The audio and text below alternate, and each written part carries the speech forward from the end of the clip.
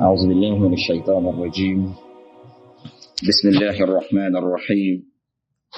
الحمد لله والصلاة والسلام على رسول الله وعلى آله وصحبه ومن والاه. Now, inshallah, we shall begin from where we stopped yesterday. The Prophet sallallahu alaihi wasallam, we've discussed this taslim, and the one that he used to do. We said the taslim that he used to do more often is the one he would pay taslim to the right and pay taslim to the left. And we talked about the prayers that he used to say after at-tashahhud al-akhir. So yesterday. Now, inshallah, we shall begin from there. The Prophet sallallahu alayhi wa sallam, وَكَانَ فِي التَّشَهُّدِ لَا يُجَاوِزُ بَصَرَهُ إِشَارَتَهُ. Whenever he did tashahhud, he wouldn't let his eye to exceed the limit of his finger, the sababa, the index finger. That is, he would be looking at the index finger while reading the prayer for tashahhud al-akhir and tashahhud al-awwal. So that is the sunnah of the Prophet sallallahu alaihi wasallam whenever he was reciting at-tashahhud. وَقَدْ جَعَلَ اللَّهُ قُرَّةَ عَيْنِهِ وَنَعِيمَهُ فِي الصَّلَاةِ. Allah has made His pleasure to be in salah. Whenever he was on salah, the Prophet ﷺ would always be happy while on salah. فَكَانَ يَقُولُ. Most times he would say, يَا بِلَالِ أَرِحْنَا بِالصَّلَاةِ. Give us pleasure with salah. أَرِحْنَا بِالصَّلَاةِ.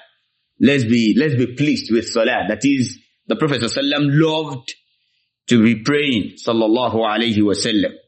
وَلَمْ يُشْغِلْهُ ذَلِكَ عن مراعاة المأمومين مع كمال حضور قلبه. With the pleasure he had for salah, that didn't stop him from considering the ma'mumun behind him. That is, those praying behind him. You know, somebody who loves something would be like, he would take more time. But with the love, he used to consider the presence of those praying behind him as well. And his mind will always be present while on salah. وَكَانَ يَدْخُلُ فِي الصَّلَاةِ هُوَ يُرِيدُ إِطَالَتَهَا. He would enter the salah with the hope and intention of elongating the salah. فَيَسْمَعْ بُكَاءَ الصَّبِيِّ. And he would hear the cry of a very young child. فَيُخَفِّفُهَا مَخَافَةً أَنْ يَشُقَّ عَلَىٰ أُمِّهِ. And he would, lighten. He had the intention of elongating it before. But because he has heard the cry of a toddler, he would reduce the length of the salah. He would make it light instead.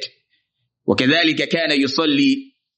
So that the cry and the cry of the toddler would not affect the mother praying. So the Prophet ﷺ would make the salah to be light. وَكَذَلِكَ كَانَ يُصَلِّي الْفَرْضَ وَهُوَ حَامِلُ أَمَامَهُ بِنْتَ إِبْنَتِهِ عَلَى عَاتِكِهِ.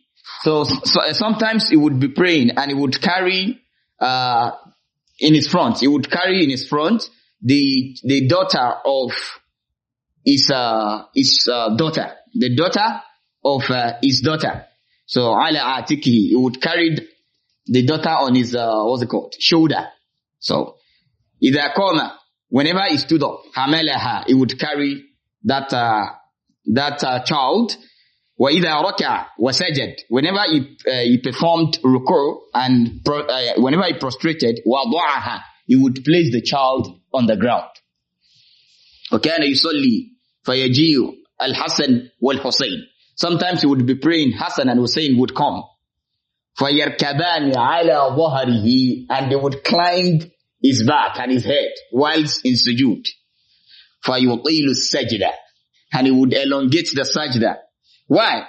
كَرَاهِيَّةَ أَنْ يُلْقِيَهُ عَنْ ظَهْرِهِ, so that whenever he would elongate the sajda, because while Hussein or Hassan was at his back, he would not want to raise his head and, they fell down. He would elongate it and would make them to, leave his back before he would raise his head.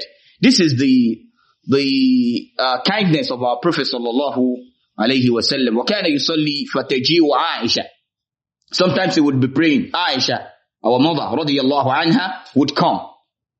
فَيَمْشِي, and the Prophet would walk while in prayer. فَيَفْتَهُ لَهَا, he would open the door for her. ثُمَّ يَرْجِعُ إِلَى مَصَلَّاهِ, then he would go back to where he's praying. Now the question is, what direction? So the direction of the salah is still the direction of the door. So it's not that someone is coming and this is Qibla, and the person is coming from here. You just, they said the Prophet, no. It has to be on the same. So it's not that it's a lengthy trek. So the place he was praying is close to the door, just a very small, maybe 1 or 2 steps to opening the door. Not that you'll be facing another place and that is not what we are explaining here. So the Qibla is still maintained. Wallahu a'lam. So, let me quickly say this because of the time. وَكَانَ يَرُدُّ السَّلَامَ بِالْإِشَارَةِ. One may be praying and someone enters the masjid and pays taslim. Assalamu alaikum wa rahmatullah. Ayyuhan salam. So you can return the taslim by ishar with your finger.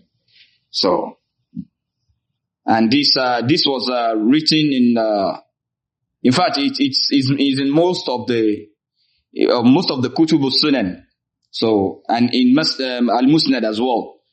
So, وَأَمَّا حَدِيث مَنْ أَشَارَ فِي صَلَاتِهِ, there is an hadith that whoever, gesticulates with his finger or with his hand, فَلْيُعِدْهَا, he should repeat the salah. فَهَذَا الْحَدِيث فَهُوَ بَاطِلٌ. This hadith is not authentic. So the Prophet ﷺ used to gesticulate with his hand whenever he wanted to return at taslim. We will stop here because of time, inshallah. Does anybody have a question? سبحانك اللهم وبحمدك أشهد أن لا إله إلا أنت أستغفرك وأتوب إليك. السلام عليكم ورحمة الله وبركاته.